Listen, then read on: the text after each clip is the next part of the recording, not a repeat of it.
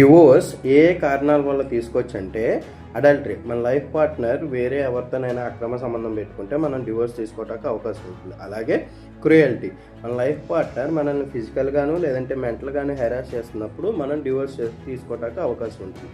అలాగే డెజర్షన్ అంటే మన లైఫ్ పార్ట్నర్ మనల్ని ఎలాంటి వ్యాలిడ్ రీజన్ లేకుండా విడిచిపెట్టి 2 years లేదంటే అంతకంటే ఎక్కువ సంవత్సరాలు మనకు దూరంగా ఉంటున్నట్టయితే కనుక మనం డివోర్స్ తీసుకోవడానికి అవకాశం ఉంటుంది. అలాగే రిలీజియస్ కన్వర్జన్ అంటే వేరే మతంలోకి కన్వర్ట్ అయినప్పుడు మనం డివోర్స్ తీసుకోవడానికి అవకాశం ఉంటుంది.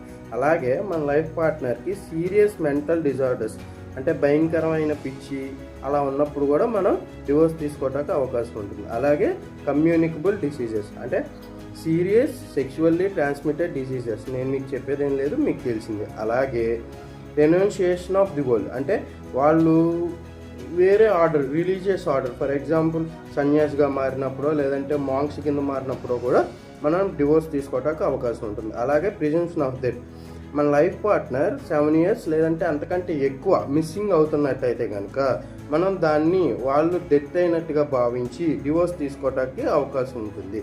అలాగే ఇవన్నీ కాకుండా మ్యూచువల్ కన్సెంట్, ఎవరైతే హస్బెండ్ అలాగే వైఫ్ ఉన్నారో వాళ్ళు ఇద్దరు అనుకుని కూడా మ్యూచువల్గా డివోర్స్ తీసుకోవడానికి అవకాశం ఉంటుంది.